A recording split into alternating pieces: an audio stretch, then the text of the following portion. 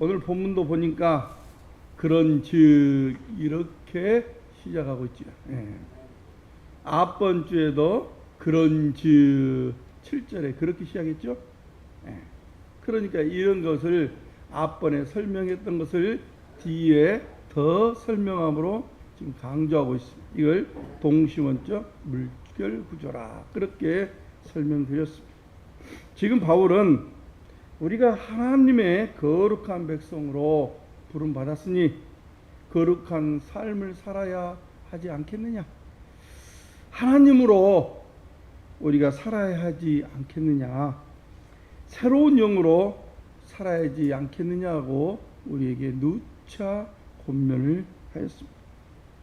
그런데 우리의 실존적인 우리 현실을 바라보면은 그렇지 않습니다.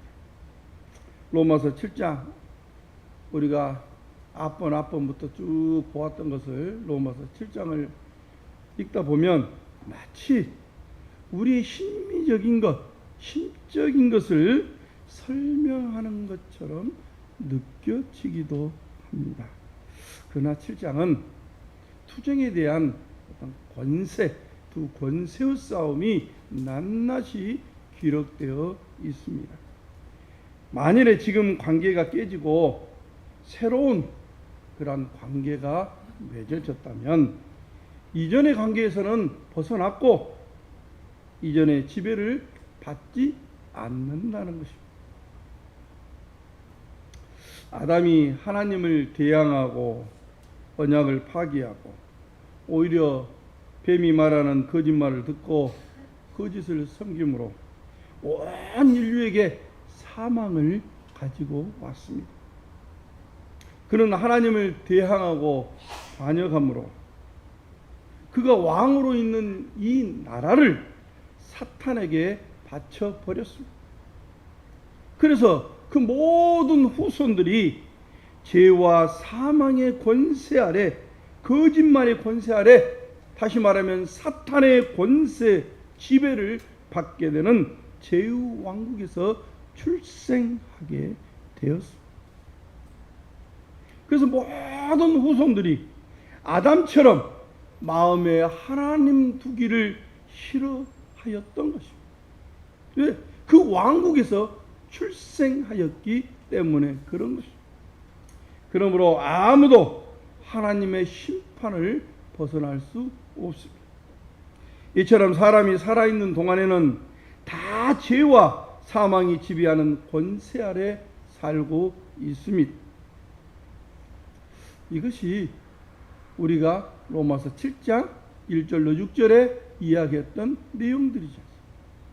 그래서 아담의 왕국에서 출생된 모든 인류는 아담이 범죄함으로 죽었던 것처럼 다 죽는다는 것입니다. 성경은 죽는다는 것을, 이 죽는다는 것, 이 현실적인 이 모습을 뭐라고 말하냐? 죄를 지었기 때문이다. 이렇게 말하고 있습니다. 그래서 죄의 값은 사망이다. 이렇게 말하고 있는 것입니다. 그러기에 사람이 죽어버리면 어찌입니까? 이제 거기서 노임을 받고 관계가 끝나는 것입니다.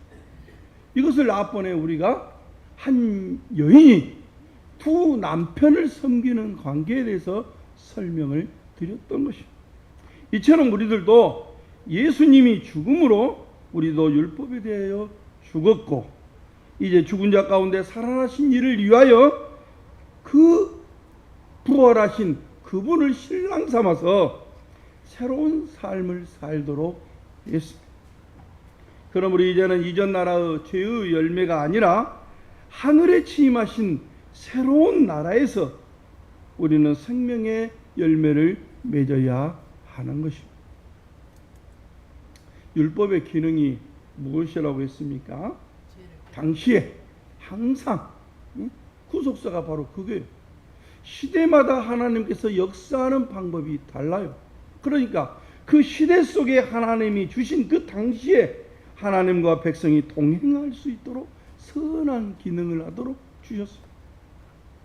하나님이 역사에서 자기 백성과 동거하고 동행함으로 사람이 하나님의 대리자로서 역사를 경영하도록 생명을 주셨습니다. 그러므로 하나님의 백성들의 복이 무엇입니까? 율법을 통해서 하나님의 통치를 받고 사는 것입니다. 할렐루야. 이게 하나님의 백성들이에요. 그런 의미로 율법은 선한 것입니다. 통치라는 관점에서 말하고 있습니다. 그런데 문제는 그전의 율법과 상관없이 살았을 때는 죄가 무엇인지 모르고 우리가 편안하게 살았어요. 왜? 죄를 모르니까. 죄를 규정하지 않았기 때문에. 그러나 율법이 있으니 율법을 깨달았을 때는 율법에 의해서 죄를 알게 됩니다. 그리고 율법의 판단에 의해서 죽음에 이르게 되었습니다. 율법이 없다면 판단을 받을 일도 없는 것이죠. 그러나 율법이 이건 죄다. 그러면 너는 사형이다. 이렇게 판결을 한 것입니다. 한마디로 말하면 죄는 율법이 이르면 살아납니다. 왜? 율법이 너 죄야? 그랬으니까 죄가 살아난 거 아닙니까? 그러나 율법이 없으면 죄가 마치 없는 것처럼 수면에 가라앉아 있습니다. 그래 잠잠합니다. 지적해 주지 않으니까. 그리고 11절 말씀처럼, 자 11절 말씀 우리가 앞번에 했던 겁니다. 자 다시 한번 보겠습니다. 시작. 죄가 기회를 타서 계명으로 말미암아 나를 속이고 그것으로 나를 죽였는지라. 기가 막힌 말씀이죠. 이렇게 우리가 살았어요. 이렇게 나를 속인 것입니다. 어떻게 속였습니까? 안 죽어, 염려하지 마라. 또 죄 지어도 안 죽어야. 세상 사람들 중에 죄 없는 사람이 어디 있냐? 응? 너만 특별하게 믿으려고 하지 마. 하면서 죄가 우리에게 속삭이며 속이고 있습니다. 하나님의 성전이 예루살렘에 있지 않느냐?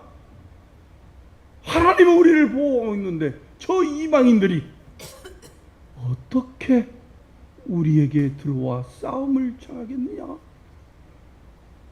자기들은 죄를 지으면서 선지자가 다니면서 너희들은 곧 죽게 될 것이다. 그렇게 말해도 백성들은 먼 훗날 일이라고 무시해라. 그건 비유에 불과한 것이야. 하면서 죄는 속삭입니다. 심지어 이스라엘 백성들이 바벨론 포로로 잡혀갈 때까지 듣지 않습니다. 이렇게 망할 때까지 죄가 우리를 속이는 것입니다. 오히려 죽지 않는다. 염려하지 말아라.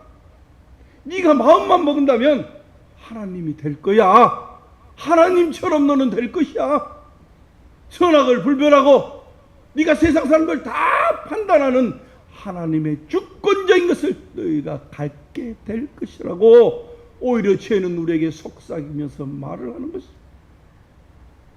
네가 이 일을 행하면 더 큰 유익이 있다고 속이며 우리로 죄를 짓게 합니다. 우리가 어린아이들이 아무리 말을 안 들어도 그래도 어떻습니까? 다스릴만 하지요. 근데 요즘은 이제 초등학교 졸업해버리고 나면 덩치도 커보니까 부모님 이겨버려요. 이기더라고. 그런데 크고 나면 어떻습니까? 아버지가 화가 나면 너 죽인다. 잉? 그러면 어째요? 어렸을 때는 오면 나 진짜 죽일랑갑다 그러지만은 다 커놓으니까 부모님이 나를 혼내려고 하는구나. 이처럼 자식이 크면은 못 다스려요. 다스릴 수가 없는 것이에요. 구약 선지자들은 어린아이처럼 하나님이 말씀하시면 어째요? 공포심이 들어서 따라갑니다. 그러나 지금 우리는 복음의 시대를 살아가고 있지 않습니까?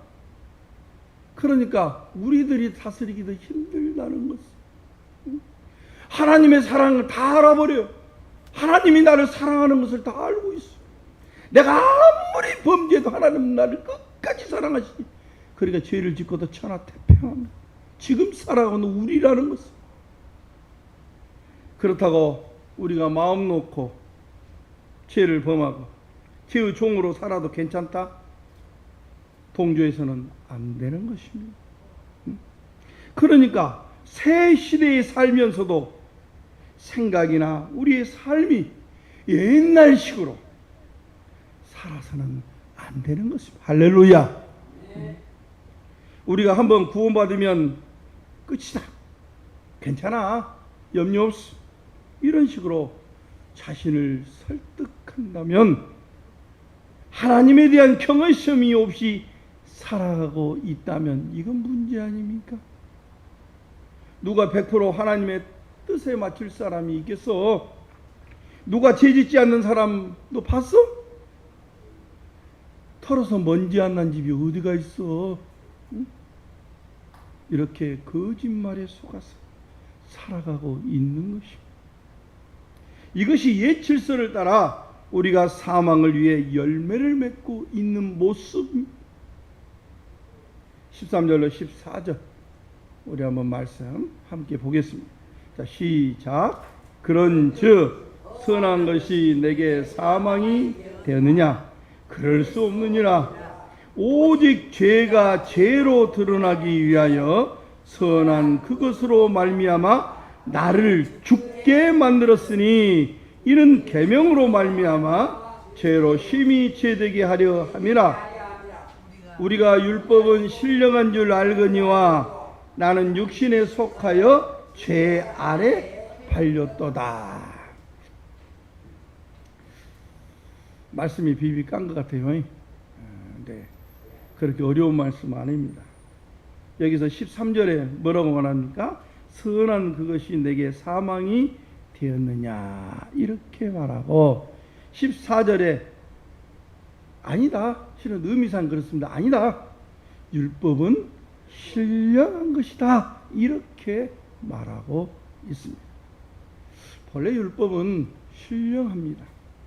왜냐하면 율법은 어떻게 우리 사람이, 인간이, 인류가 하나님과 동행하며 하나님 나라를 경영할 것인가의 그 기준점이 뭐예요? 율법. 그런 의미에서는 선한 것이요. 요즘에 우리나라도 헌법, 법법, 그렇죠?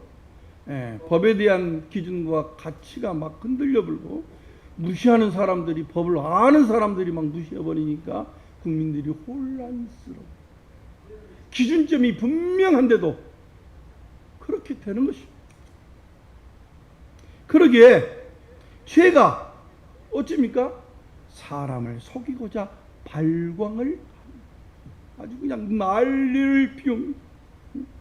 그래서 사람은 어찌입니까? 속고 또 속습니다.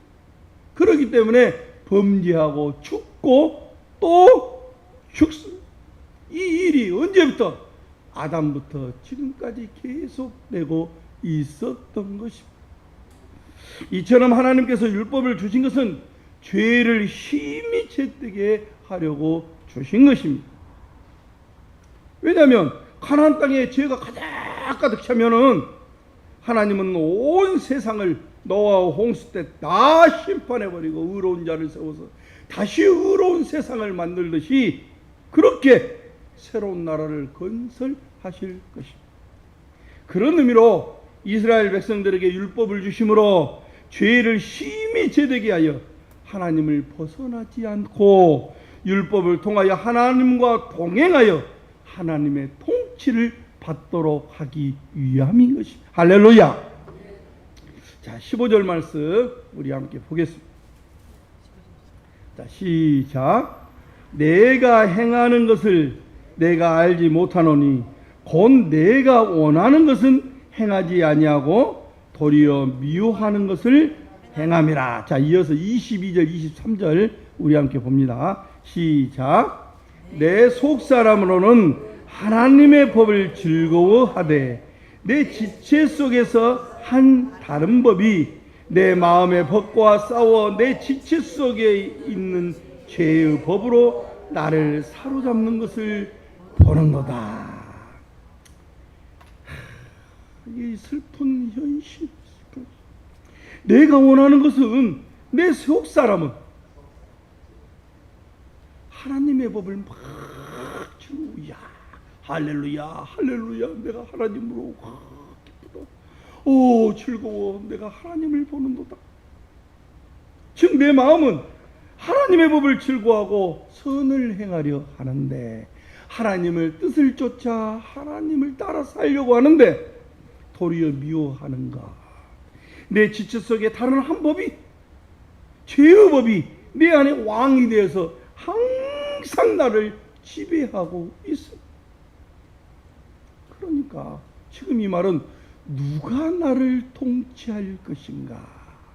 누가 나를 지배하고 있는 것인가? 이 싸움을 지금 하고 있는 것입니다. 어떻게 지배하냐 하면, 그리스도 오시기 전에 이전 삶의 질서로 우리를 돌아가도록 자꾸 속이고 유혹하고 있는 것이. 왜 그럴까요? 여러분, 왜 그렇다고 생각하십니까? 우리가 믿음으로 깨어 살지 못하기 때문에 그런 것입니다. 할렐루야. 그래서 고백합니다. 24절로 25절 말씀 함께 봅니다. 자, 시작. 오호라, 나는 공고한 사람이로다. 이 사망의 몸에서 누가 나를 건져내랴? 우리 주 예수 그리스도로 말미암아 하나님께 감사하리로다. 그런즉 내 자신이 마음으로는 하나님의 법을, 육신으로는 죄의 법을 섬기노라.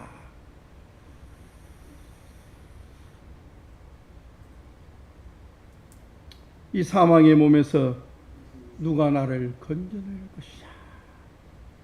왜냐하면 내 마음으로는 하나님의 법을 섬기지만, 그러나 육신으로는 죄의 법이 내 안에 왕노릇하여서 나로 하여금 하나님을 순종하지 못하도록 만들기 때문에 그런 것입니다.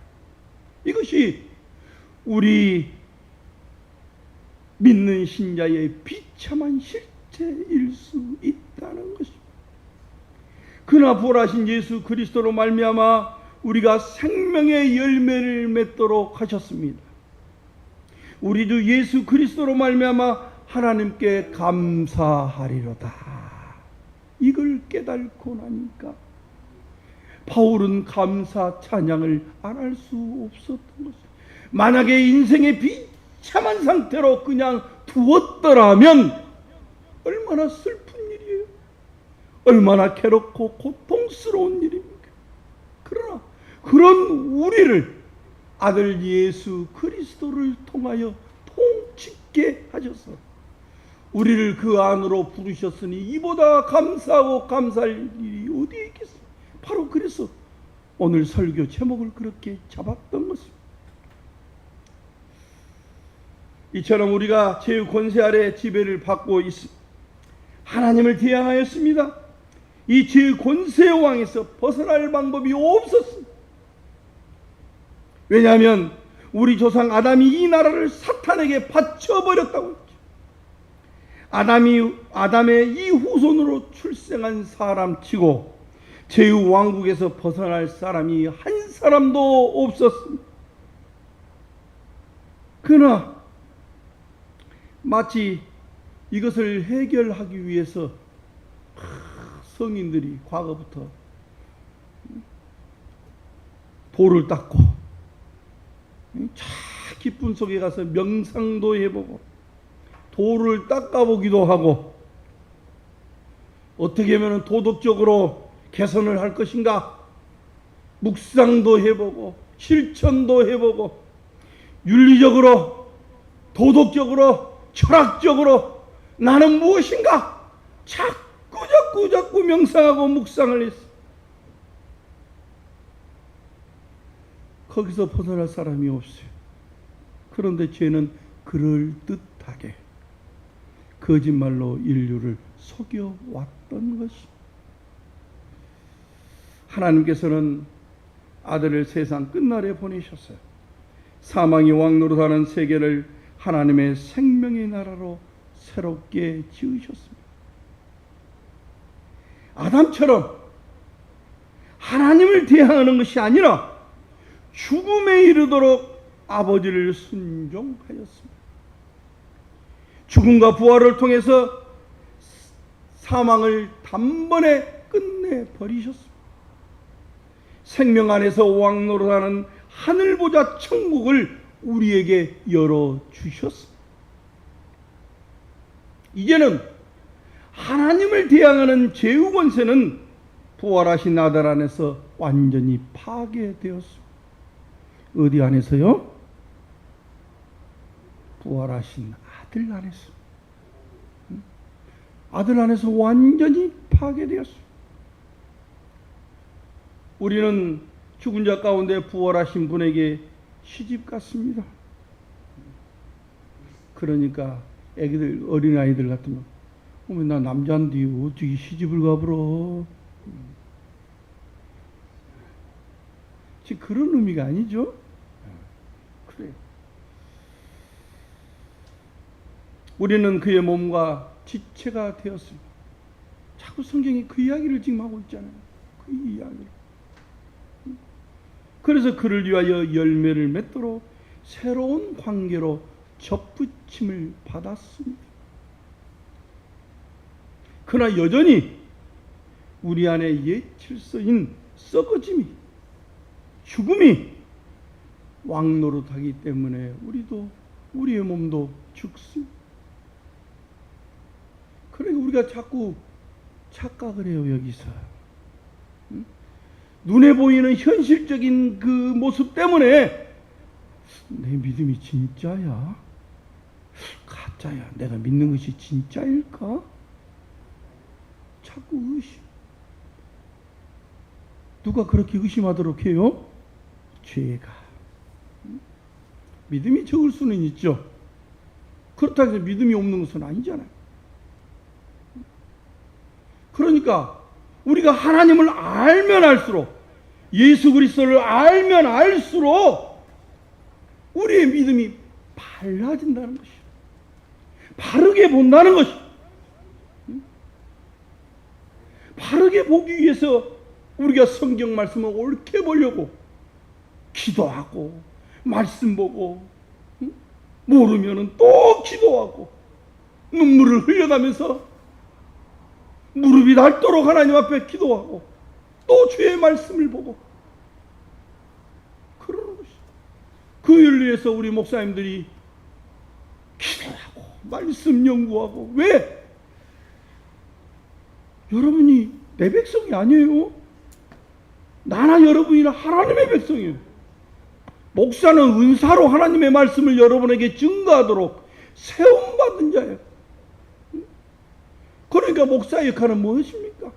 하나님의 말씀을 제대로 준비하고 주님의 뜻을 바로 알아서 모를 때는 기도하고 또 기도하고, 그래서 하나님의 백성들을 먹여 살려. 이것이 하나님의 통치가 이루어지고 있는 것이에요. 이게 하나님의 통치예요. 하나님의 통치는 말씀의 선포와 하나님의 말씀을 통해서, 성도의 교제를 통해서, 성찬을 통해서 이렇게 우리가 하나님의 통치를 받고 있는 것이죠. 그러므로 어떻게 해야 합니까? 우리가 믿음으로 깨어 있어야 하는 것이, 할렐루야! 믿음으로 깨어 살아야 하는 것입니다. 그래야 우리 안에 죄가 왕으로 자리 잡지 못하고 나를 지배하지 못하도록 하나님의 말씀으로 나를 채워가는 것입니다. 먹고 마시는 모든 삶에서 썩어질 옛 질서에 매이지 않고 썩지 않는 하늘의 생명의 왕국을 바라보는 것입니다. 이렇게 바라보기 위해서는 내가 지금 하나님을 누리는 것입니다. 어떻게 누려요? 이 교회가 하나님의 나라임을 고백하고 현실에 나타난 하나님의 천국인 것을 인식할 때 가능한 것입니다. 그래 죄를 이길 수 있어요. 그래서 하나님의 통치를 우리가 받고 산다는 것을 인식할 수 있는 것입니다. 그러지 않기 때문에 자꾸 구원이 흔들린 것 같아요. 우리의 구원받는 것을 그렇게 하도록 구원받은 것입니다. 현실적인 그런 삶을 살지 못하면서 내일에 이루어질, 내 죽은 후에 갈 것이라는 그 막연한 그러한 어떤 환상에 젖어 있어서는 안 된다는 것이에요. 그러니까 요즘에 속된 말로 신앙인은 못 믿어, 이런 말이 떠도는 것입니다. 왜 이렇게 되어버렸습니까?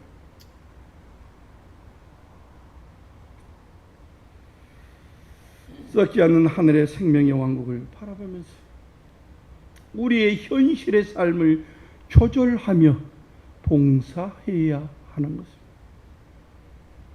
내가 먹고 싶은 거 다 먹고 쓸 거 다 쓸 것처럼, 세상에 누릴 거 다 누릴 것처럼, 그러나 성경은 누리지 않는 것처럼, 결혼했지만은 결혼을 안 한 사람처럼 살으라고 성경에는 말하고 있지 않습니까? 그렇게 누리지 말라는 것입니다. 어디에? 오직 우리 주님, 오직 예수, 우리 하나님께만 초점을 맞추고 살아가라는 것. 할렐루야. 이것이 성경이 말하는 믿음의 싸움입니다. 믿음의 싸움은 다른 것이 아니에요. 우리가 죄에 대하여 죽고 부활하신 분에게로 옮겨져서 하나님으로 살아가고 있기 때문에 우리 안에 지금 누가? 하나님이, 아들의 영이, 성령이 지금 거하고 있습니다. 할렐루야. 그러니까 우리 안에 죄와 생명이 함께 거할 수 있어요, 없어요? 없어요. 이거 너무 기본적인 얘기예요. 그러기에 언제나 우리 안에 죄가 떠오를 때마다, 혹시 죄가 보일 때마다 어떻게 하겠습니까? 밟아 죽여야 하는 것입니다. 밟아 죽여야 하는 것입니다. 부활하신 예수 안에 죄가 틈타지 못하도록 생명과 그 영광의 빛 가운데 우리가 날마다 살아야 합니다. 살도록 노력해야 돼요. 주님 오실 때까지 항상 이전에 배웠던 거짓말에 속아서는 안 됩니다. 너무 많이 속고 있어요. 왜? 거기에다가 성경 말씀을 딱딱 붙여놓으니까 거짓말인지 몰라. 지금 노마사가 그 말을 지금 하고 있는 거예요. 괜찮은 것처럼 우리를 속여도 그것은 하나님을 대항하는 범죄라는 것입니다. 그러므로 주님이 오실 때까지 주님으로 만족해야 합니다. 썩어질 세상 것에 마음을 두어서는 안 됩니다. 우선순위가 늘 오직 예수 오실 그 나라를 바라보고 살아야 한다는 것입니다. 그렇지 않으면 내 속에서 죄가 엉켜서 나에게 귓속말로 속일 때 나는 그럴듯해 하고 넘어가는 것입니다. 주님의 참된 백성으로 주님을 봉사하는 신실한 삶을 사시기를 주의 이름으로 축원합니다.